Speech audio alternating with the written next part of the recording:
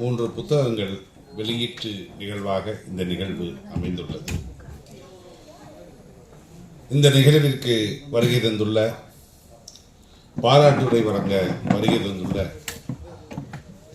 கழகத்தின் துணை பொதுச் செயலாளர் தோழர் பிரின்ஸ் NRS பெரியார் அவர்களை மேடை கிடைக்கின்றோம்.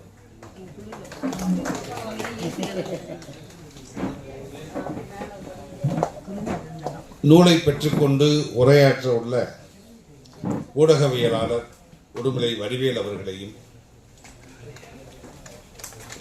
தோழர் இசை இன்பன் அவர்களையும் மேடை கிடைக்கின்றோம்.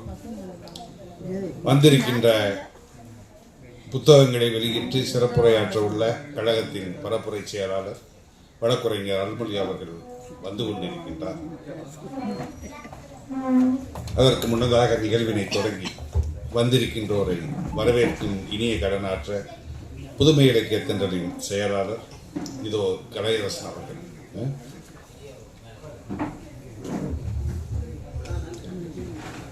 இந்த நிகழ்வின் நாயகர் கவிஞர் மா மதிமாறன் அவர்களை மேடை கிடைக்கின்றோம்.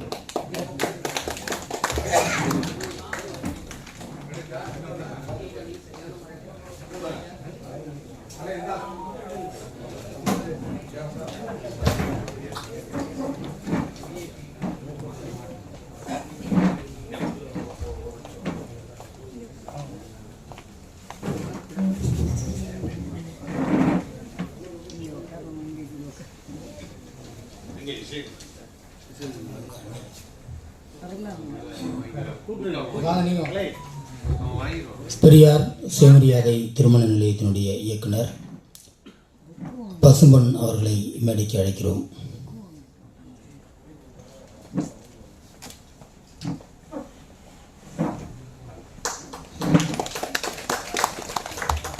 அனைவருக்கும் வணக்கம்.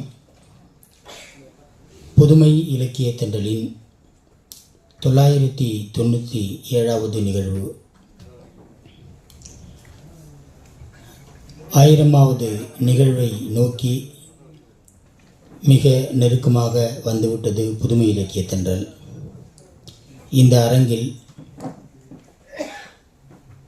996 நிகழ்வுகள் நடந்து முடிந்திருக்கின்றன.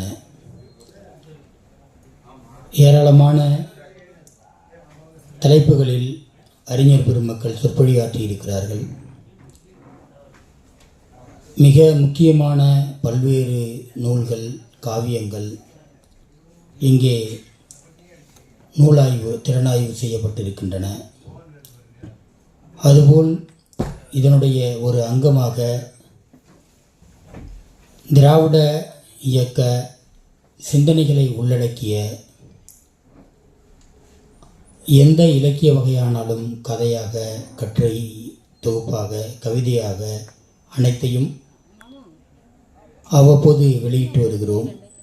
அந்த வரிசையில் கவிஞர் மதிமாறன் அவர்கள் எழுதிய 3 புத்தகங்களின் வெளியீட்டு விழா இன்று நடைபெறுகிறது. இந்த நிகழ்விற்கு வருகை தந்து புத்தகங்களை வெளியிட்டு உரையாற்றவிருக்கின்ற கழகத்தினுடைய பிரச்சார செயலாளர் வழக்கறிஞர் அருள்மொழி அவர்களையும், நிகழ்விற்கு தலைமையேற்று புத்தகங்களில் ஒன்றான பூநூல் என்கின்ற புதினத்தை பற்றி உரையாற்ற இருக்கின்ற புதுமை இலக்கிய தென்றலின் தலைவர், பெரியார் பகுத்தறிவு எழுத்தாளர் மன்றத்தினுடைய மாநில பொதுச் செயலாளர் பாவலர் செல்வ மீனாட்சி சுந்தரம் அவர்களையும், பாராட்டுரை வழங்க வழங்கி தந்திருக்கின்ற திராவிடர் கழகத்தினுடைய துணை பொதுச் செயலாளர் தோழர் பிரின்ஸ் NRS பெரியார் அவர்களையும், புத்தகங்களை பெற்றுக்கொண்டு உரையாற்ற இருக்கின்ற ஊடகவியலாளர் உடுமலை பெரியார் சுயமரியாதை திருமண நிலையத்தினுடைய இயக்குனர் பசும்பொன் ஆகியோரையும், இறுதியாக ஏற்புரை நிகழ்த்த இருக்கின்ற இந்த நூல்களை படைத்த கவிஞர் மதிமாறன் அவர்களையும், நன்றியுரையாற்ற இருக்கின்ற தமிழிசை பதிப்பகத்தினுடைய பதிப்பாளர் சகோதரி தேன்மொழி நந்தன் அவர்களையும், இந்த நிகழ்விற்கு எதிர் வரிசையில் அமர்ந்திருக்கின்ற அறிஞர் பெருமக்கள், பெரும்புலவர் வெற்றியழகனார், நம்முடைய அமைப்பின் துணைத் தலைவர் ஐயா பிச்சை வெள்ளிநாயகம் மற்றும் துணைத் தலைவர் தங்க தனலட்சுமி, துணைச் செயலாளர் ராவணன் மல்லிகா, மற்றொரு துணைச் செயலாளர் ஊடகவியலாளர் ஞானபாலன், நம்முடைய செயற்குழு உறுப்பினர்கள் தோழர் தாமோதரன், ஐயா குமார், பேராசிரியர் தனராஜ் உள்ளிட்ட அனைத்து பெருமக்களையும், நூலாசிரியனுடைய குடும்பத்தினரையும் வருக வருக என்று வரவேற்கிறேன். புத்தகத்தினை வெளியிட வழக்கறிஞர் அருள்மொழி அவர்கள் வந்து கொண்டிருக்கின்றார். அதுவரை இந்த நூல்களை அறிமுகப்படுத்தி அந்த நூல் அறிமுகத்தை தொடங்குகிறோம். முதல் நூலாக இந்திய தாய் என்கின்ற நூலினை அறிமுகப்படுத்த ஊடகவியலாளர் தோழர் உடுமலை வடிவேல் அவர்களை அழைக்கிறேன்.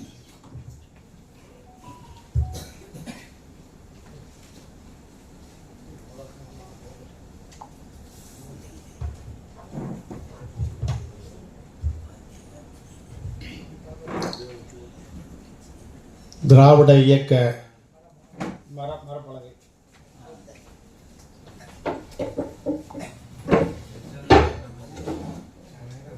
இதோட அருமை எனக்கு நல்லா தெரியும், அதனால் நானே எடுத்து போட்டுக்கிட்டேன். திராவிட இயக்க சிந்தனையாளர்களின் புத்தகங்களை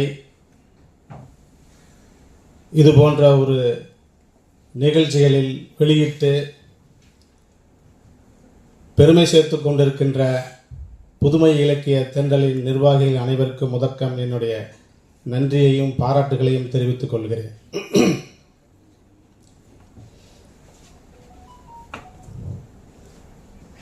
இப்போ கொஞ்ச நேரத்துக்கு முன்னாடி தான் கவிஞருக்கும் பாவலருக்கும் என்ன பொருள் அப்படின்னு நான் தெரிஞ்சுக்கிட்டேன். நீண்ட நாள் என் மண்டையை குறைஞ்சிக்கிட்டு இருந்த இது ஒரு கேள்வி.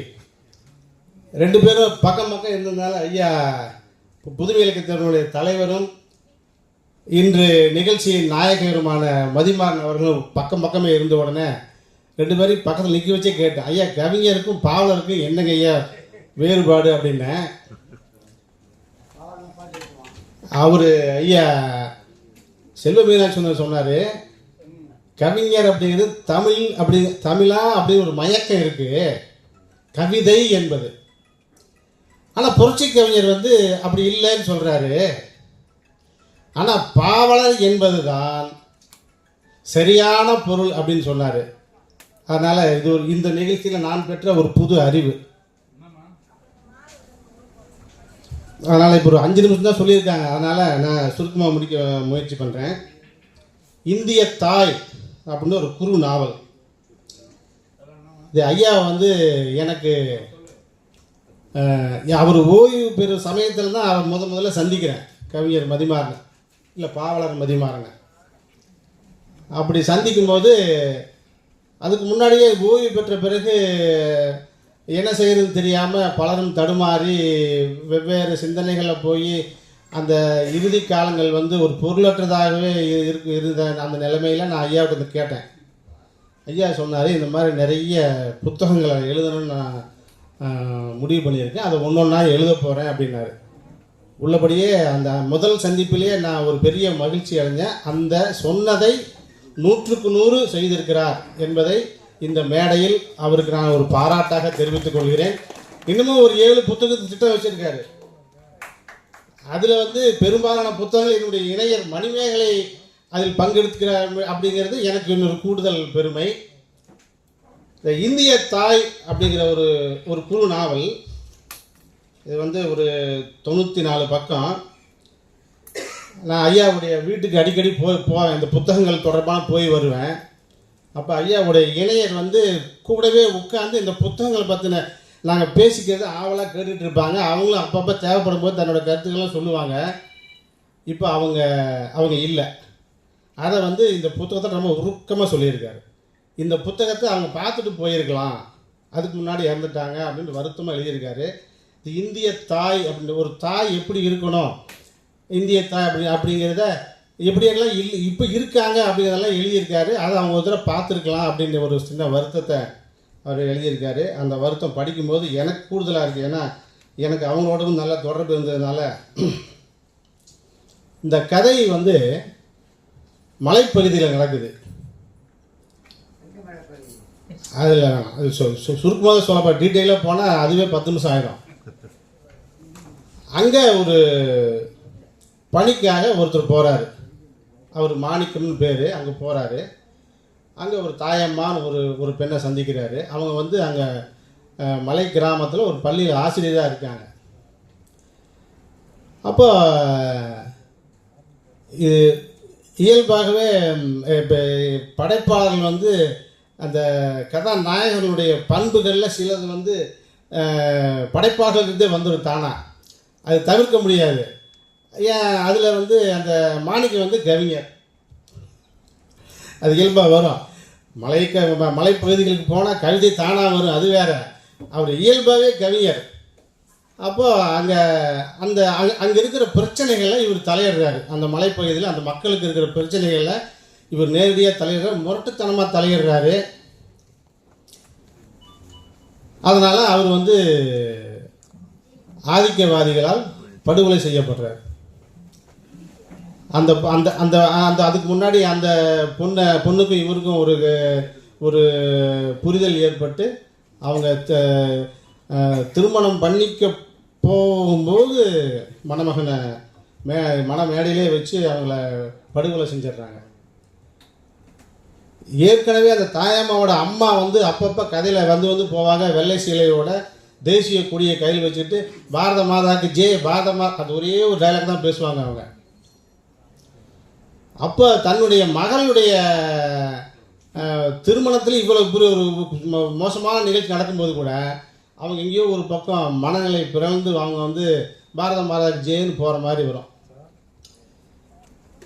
ஸோ அதுக்கப்புறம் இந்த பொண்ணு ரொம்ப மோசமான நிலைமைக்கு ஆளாகி அவங்க அந்த வேலையை இழந்து இருப்பாங்க.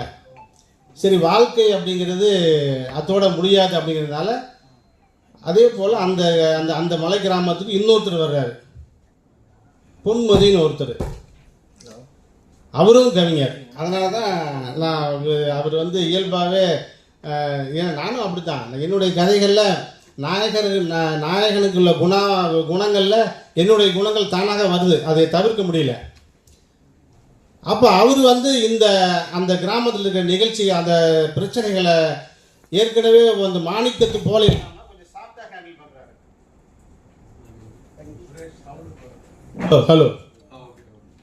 ஹலோ சாஃப்டாக ஹேண்டில் பண்ணுறாரு. சாஃப்டாக ஹேண்டில் பண்ணிவிட்டு அந்த பொண்ணுக்கு மறுபடியும் அந்த வேலையை கிடைக்க வைக்க முயற்சி பண்ணுறாரு. அந்த பொண்ணுக்கு மறுபடியும் ஒரு மறுவாழ்வு ஏற்படுத்துறதுக்கு முயற்சி பண்ணுறாரு. அதில் பல்வேறு சிக்கல்கள். அதில் வந்து ரொம்ப கொஞ்சம் அந்த அந்த கார்ப்பரேட் கம்பெனிக்காரங்க அந்த மலைப்பகுதியில் ஒரு சாலை போட போகிறாங்க. அதுக்கு அங்கே இருக்கிற மக்களோட பேசி மக்களை கன்வின்ஸ் பண்ணிடுறாங்க. அதுக்கப்புறம் அந்த பொன்மதி வந்து அந்த தாயம்மாவோட உதவினால் இரவோடு இரவாக ரகசியமாக அந்த மக்களை சந்தித்து அதில் என்னென்ன பிரச்சனைகள் இருக்குது, இந்த சாலை வந்தால் உங்களுக்கு என்னென்ன பிரச்சனைகள் ஆகும் அப்படின்னு சொல்லி அதுக்கு பிறகு அந்த அந்த மக்களுக்கு ஓரளவுக்கு மனமாற்றம் ஏற்பட்டுரும். ஆனாலும் அந்த பின்னாடி அந்த கிராமத்தையே தீ வச்சு எரிச்சிடுவாங்க. அதுக்கு முன்னாடி ஒரு சாமியார் ஒருத்தர் மேலே அந்த அந்த அந்த 4வது சாப்டர் எனக்கு ரொம்ப பிடிச்ச சாப்டர். அதை மட்டும் கொஞ்சம் இந்த குறிப்பு பார்த்து சொல்லலான்னு நினைக்கிறேன். 4வது சாப்டர் அப்படிங்கிறது, ஒரு சாமியார் வந்து மலை மேலே ஒரு கோயில், அந்த கோயிலை பார்க்குறக்காக மலை மேலே ஏறுறாரு. அப்போ அங்கே வந்து மலை ஆண்டின்னு ஒருத்தர், அவருடைய மனைவி, அது ஒரு சின்ன குடும்பம், அது மலையில் ஒரு குடிசையில் இருக்காங்க. இவர் ரொம்ப வேர்த்து விறுவிறுத்து வர்றாரு. அவருக்கு வீட்டுக்குள்ளே கூப்பிட்டு அவருக்கு சில குடிக்கிறதுக்கும் சில ஓய்வுக்கும் ஏற்பாடு செஞ்சு கொடுக்குறாங்க. அப்போ இவங்களுக்குள்ள பேச்சுவார்த்தை நடக்குது. பேச்சுவார்த்தை நடக்கும்போது இவர் வந்து கடவுள் இருக்குன்னு சொல்கிறவர் யார், சாமியார். அவங்களுக்கு அப்போ மலையாண்டிக்கும் அந்த சாமியாருக்கும் உரையாடல் நடக்குது. அப்படி நடக்கும்போது இவர் வந்து இயல்பாக சொல்கிறாரு, யார் இந்த மலையாண்டி, ஐயா, நாங்கள் தனியாக ஒன்றை கடவுள் என்றோ தெய்வம் என்றோ சாமி என்றோ அம்மன் என்றோ உருவகப்படுத்தி கொண்டு அவைகளுக்காக கோயில் முதல்களை கட்டி விழா எடுத்தோ ஊராக அலைந்தோ வணங்கி வரங்களை கேட்பதில்லை. இயற்கை எங்களுக்கு வழங்கியுள்ள ஏராளமான வரங்களால் ஆதிகாலம் முதல் எங்களுக்கு எல்லாமே இயற்கை தான் அப்படின்னு போகுது உரையாடல். இப்படி அதுக்கு நீளமாக போகுது. கடைசியில் அந்த சாமியார் என்ன பண்ணிடுறாரு, இவர் மலையாண்டியினுடைய பேச்சில் கன்வின்ஸ் ஆகி மேலே ஏறாமல் இறங்கி கீழே போயிடுறாரு. சாமியாரும் மலையாண்டி கன்வின்ஸ் பண்ணிடுறாரு. ஸோ இப்படி போகுது கதை. கடைசியில் அந்த கிராம மக்கள் இவ்வளவு பிரச்சனைகளுக்கும் உள்ளான பிறகும் அந்த பொன்மதியினுடைய மதி நுட்பத்தால் அவர்கள் காப்பாற்றப்படுகிறார்கள். அந்த விதவை பெண் தாயம்மாவை இந்த பொன்மதி இறுதியில் திருமணம் செஞ்சுக்கிறார். அது ரொம்ப சோகமான கதையாக முடிக்காமல் ஒரு நம்பிக்கையை ஊட்டக்கூடிய வகையில் எவ்வளவோ பிரச்சனைகள் வந்தாலும் அதை நம்ம வாழ்க்கையை எதிர்கொண்டு தான் ஆகணும் அப்படின்னு நம்பிக்கை கொடுக்குற வகையில் அந்த தாயம்மாவுக்கும் பொன்மதிக்கும் திருமணம் நடந்தது. சுமூகமாக தான் முடிச்சிருக்காரு கதையை. சுமூகமாக முடிச்சிருக்கே தவிர அந்த தாயம்மாவோட அம்மா அப்பவும் அந்த தேசிய கொடியை வச்சுக்கிட்டு பாரத மாதாக்கு ஜெயின் அப்படிங்கே போவாங்க. அவங்க ஏற்கனவே பாதிக்கப்பட்டு அவங்க விதவை, கடைசி தொடக்கத்துலேருந்தே அவங்க வந்து வேலை சேலையோடு தான் வர்றாங்க. அவங்க ரொம்ப நம்ம ஓரளவுக்கு நம்பிக்கை பெறக்கூடிய வகையில் வரும்போது கதையில் ஒரு சின்ன முன்னேற்றம் வருதுங்கும் போது அவங்க ஊடால் அப்படியே வருவாங்க. தாயம்மாவோட அம்மா அவங்களும் விதவை. அவங்க கையை தேசிய கொடி வச்சுட்டு பாரத மாதாக்கு ஜெயின்னு போயிட்டே இருப்பாங்க. கடைசியிலையும் அப்படி தான் சொல்கிறாரு. அந்த வகையில் இந்த கதை வந்து இது இன்னும் நல்லா விரிவாக எழுதக்கூடிய, இன்னும் டீட்டெயிலில் எழுதுனா ஒரு நல்ல அருமையான நாவலாக வரக்கூடிய சாத்தியம் இருக்குது. ஐயா பெரும்பாலும் இந்த 4வது சாப்டர் மட்டும்தான் உரையாடல் அதிகமாக இருக்குது. மற்ற சாப்டரில் வந்து கதாசிரியரே பேசுகிற மாதிரி தான் இருக்குது. ஆனால் உரையாடல்களுக்கு அதிக இடம் இருக்குது. இன்னும் அந்த மாதிரியெல்லாம் செஞ்சால் இந்த புத்தகம் நல்ல கவனத்தை பெறக்கூடிய புத்தகம். உண்மையாகவே ஐயாவுக்கு 75 வயசு. அது அந்த அவர் முகத்தில் எவ்வளோ மலர்ச்சி பாருங்கள். அந்த மலர்ச்சிக்கு காரணம் இந்த புத்தகங்களை எழுதுறதும் அதை வாசிக்கிறதும் அதை புத்தக வெளியீட்டாக இதெல்லாம் கூப்பிட்டு வச்சு ஒரு குடும்ப நிகழ்ச்சி மாதிரி ஏற்பாடு பண்ணுறதும் இது இல்லைன்னா இந்த 75வது வயசில் இந்த மலர்ச்சி மகிழ்ச்சி சந்தோஷம் வரவே வராது. அது இந்த சிந்தனையை எழுத்துக்களாக படைப்புகளாக வெளியிடும்போது அது ஒரு புதிய குழந்தைய பார்க்குற மாதிரி தான் ஒரு மகிழ்ச்சி. அந்த மாதிரி இப்போ ஒரு 4 குழந்தைகளுக்கு 75வது வயதில் தந்தையாக இருக்கும் பாவலர் மதிமாறன் அவர்களுக்கு எனது வாழ்த்துக்களை சொல்லி, மேலும் ஒரு 7 புத்தகம் எழுதுன்னு சொல்லியிருக்காரு. அது மணிமேகலுடைய பங்கும் அதில் இருக்குன்னு சொல்லியிருக்காரு. அந்த வகையில் நான் அவரை மீண்டும் மீண்டும் பாராட்டி, தொடர்ந்து வாய்ப்பு இருக்கும் வரை நீங்கள் எழுதுங்கள், இதே போன்ற மலர்ச்சியாக நீங்கள் இருங்கள் என்று சொல்லி பாராட்டி விடைபெறுகிறேன். நன்றி, வணக்கம்.